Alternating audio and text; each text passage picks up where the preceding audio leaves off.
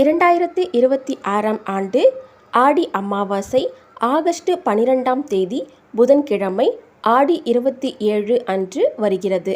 அமாவாசை தொடக்கம் ஆகஸ்ட் 12ஆம் தேதி புதன்கிழமை அதிகாலை 2:11 மணி முதல் அமாவாசை நிறைவு ஆகஸ்ட் 13ஆம் தேதி வியாழக்கிழமை அதிகாலை 12:16 மணி வரை உள்ளது. தர்ப்பணம் கொடுக்க நல்ல நேரம் காலை சூரிய உதயத்திற்கு பிறகு யமகண்டம் தொடங்குவதற்கு முன்பு. அன்றைய நாளின் யமகண்டம் காலை 7:33 மணி முதல் காலை 9:06 மணி வரை. ராகு காலம் பகல் 12:13 மணி முதல் பிற்பகல் 1:47 மணி வரை உள்ளது. ஹாய், அனைவருக்கும் வணக்கம் and welcome back to Abirami இல்லம். இப்போ தான் என்னுடைய சேனலை புதுசாக பார்க்குறவங்க ப்ளீஸ் சப்ஸ்கிரைப் பண்ணிட்டு பாருங்கள் ஃப்ரெண்ட்ஸ். நீங்கள் கொடுக்குற ஒவ்வொரு சப்ஸ்கிரிப்ஷனும் எனக்கு மிகப்பெரிய மோட்டிவேஷனாக இருக்கும். அப்படியே பக்கத்தில் இருக்க பெல் ஐக்கானையும் கிளிக் பண்ணிவிடுங்க. அப்போ தான் என்னுடைய சேனலில் வர ஆன்மீக தகவல்கள் அனைத்தும் உங்களுக்கு சீக்கிரமாக கிடைக்கும். நாம் இந்த பதிவில் 2026ஆம் ஆண்டிற்கான ஆடி அமாவாசை பற்றி ஒரு சின்ன வழிகாட்டலை பார்க்கலாம். முன்னோர்கள் வழிபாடு மகத்தான ஒன்று. நம் ஞான நூல்கள் பலவும் நமக்கான பல வகை கடமைகளை சுட்டிக்காட்டி அவசியம் அவற்றை செய்யும்படி பணிக்கின்றன. அவற்றில் ஒன்று முன்னோர் வழிபாடு, திதி கொடுப்பது மற்றும் அமாவாசை தர்ப்பணம். நம் முன்னோருக்கு தர்ப்பணம் செய்வதால் எள்ளும் தண்ணீரும் அளிப்பதால் நமக்கு என்ன பலன் கிடைக்கும் என்பது குறித்து மகாபாரதத்தின் அனுசாசன பர்வம் விளக்குகிறது. பித்ருக்களை நினைத்து நாம் செய்யும் தர்ப்பண பூஜைகள் நமக்கு பொருளையும் ஆயுளையும் ஸ்வர்க்க பேறு முதலான சுப பலன்களையும் கொடுக்கும். பகைவர்களை ஓடச் செய்து நமது குலத்தை தழைத்தோங்கச் செய்யும். முன்னோர் ஆராதனைக்கு உகந்த நாள் அமாவாசை. சூரியனும் சந்திரனும் சேர்ந்திருக்கும் நாளே அமாவாசை. இதை முழுமை பெற்ற நாள் என்பார்கள் பெரியோர்கள். சந்திரன் தேய்பிறையிலிருந்து விடுபட்டு வளர்பிறைக்கு செல்லும் நாள் என்பது சிறப்பு. ஆக இந்த நாளில் முன்னோர் வழிபாட்டை செய்யலாம். அதிலும் குறிப்பாக வருடத்தில் 3 அமாவாசைகள், தை அமாவாசை, ஆடி அமாவாசை, மகாலய அமாவாசை ஆகியவை முக்கியத்துவம் பெறுகின்றன.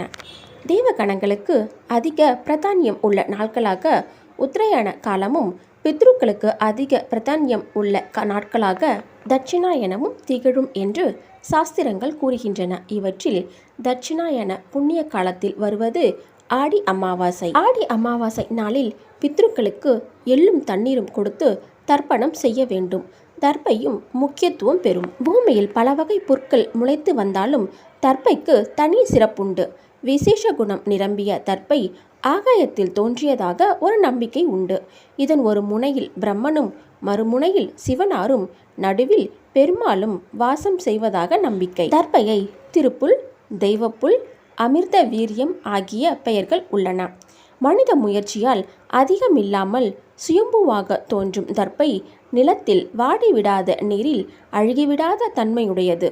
ஆன்மா தோன்றுவது போன்று தானே தோன்றி தானே வளரும். தர்ப்பையில் ஆன்மாவை ஆவாகனம் செய்து வழிபடுவார்கள்.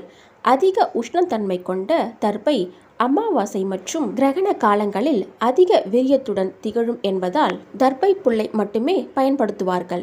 அடுத்து எள் தர்ப்பணம். எள் என்பதை வடமொழியில் திலம் என்று கூறுவார்கள். விஷ்ணுவிலிருந்து விஷ்ணு பகவானின் அம்சமாக தோன்றியது எள்.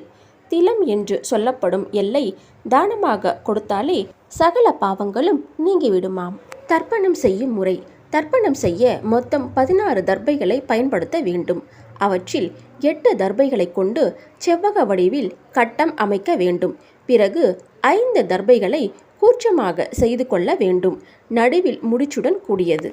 3 நுனி தர்பைகளை பயன்படுத்தி பவித்திரம் மோதிரம் போன்று செய்து கொள்ள வேண்டும்.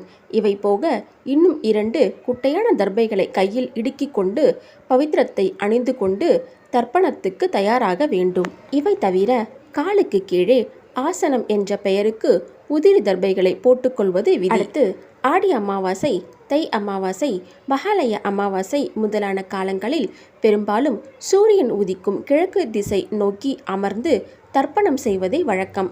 எனினும் தெற்கு நோக்கி அமர்வது சிறப்பு. திசைகளில் கிழக்கு தேவர்களுக்கு உரியது. மனிதர்கள் மேற்கை எடுத்துக்கொண்டனர். வடக்கை ருத்ரர்களும் தெற்கை பித்ருக்களும் எடுத்துக்கொண்டனர். அத்துடன் பித்ருக்கள் உலகின் தலைவனான யமதர்மனின் சம்யமினி என்ற அரசாங்கம் தெற்கில் உள்ளதால் பித்ரு பூஜையை தென்முகம் நோக்கி செய்ய வேண்டும். தர்ப்பண சங்கல்பம்.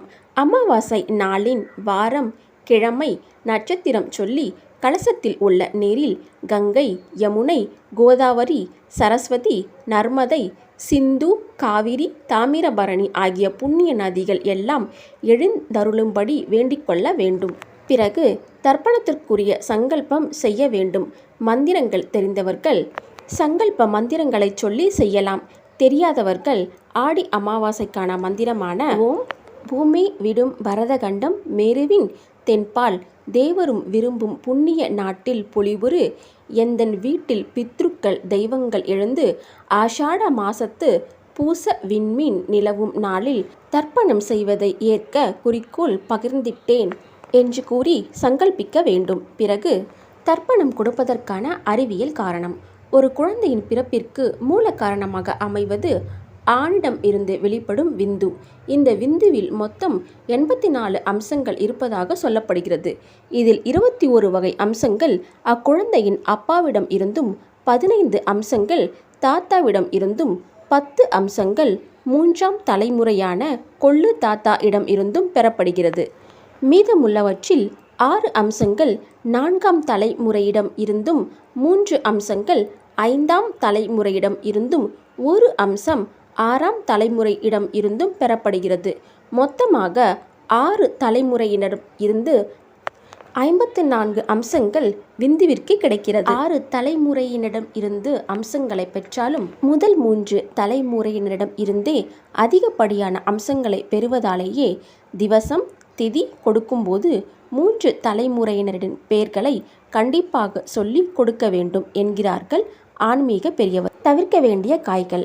அதேபோல் திதி, சிரார்த்த தர்ப்பணம் காலங்களில் பூண்டு, வெங்காயம், தக்காளி ஆகியவற்றை சேர்க்கக்கூடாது.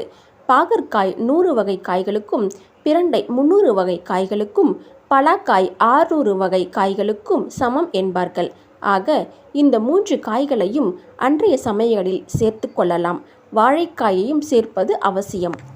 யார் யாருக்கெல்லாம் தர்ப்பணம் செய்ய வேண்டும்? மறைந்துவிட்ட தன் தகப்பனார், தன் தாத்தா, கொள்ளு தாத்தா, தன் அம்மா, தன் பாட்டி, தன் கொள்ளு பாட்டி, அம்மாவின் கோத்திரம், அவர்களின் பரம்பரை, அப்பாவின் கோத்திரம், அவர்களின் பரம்பரை என்று 12 பேருக்கு தர்ப்பணம் கொடுக்க வேண்டும். மேலும் யாரும் இல்லாத ஆதரவற்று இறந்தவர்களுக்கு தர்ப்பணம் செய்வது மிகவும் விசேஷம். இவ்வளவு நேரம் நீங்கள் பார்த்த இந்த வீடியோ உங்களுக்கு யூஸ்ஃபுல்லாக இருக்கும் நம்புகிறேன். அப்படி இருந்துச்சுன்னா ப்ளீஸ் லைக் பண்ணுங்கள். நீங்கள் கொடுக்குற ஒவ்வொரு லைக்கும் எனக்கு ரொம்ப முக்கியம். அதே மாதிரி சப்ஸ்கிரைப் பண்ணிவிட்டு பாருங்கள் ஃப்ரெண்ட்ஸ். நீங்கள் கொடுக்குற ஒவ்வொரு சப்ஸ்கிரிப்ஷனும் எனக்கு மிகப்பெரிய மோட்டிவேஷனாக இருக்கும். Thank you friends. இதே மாதிரி அடுத்த வீடியோவில் மீட் பண்ணலாம்.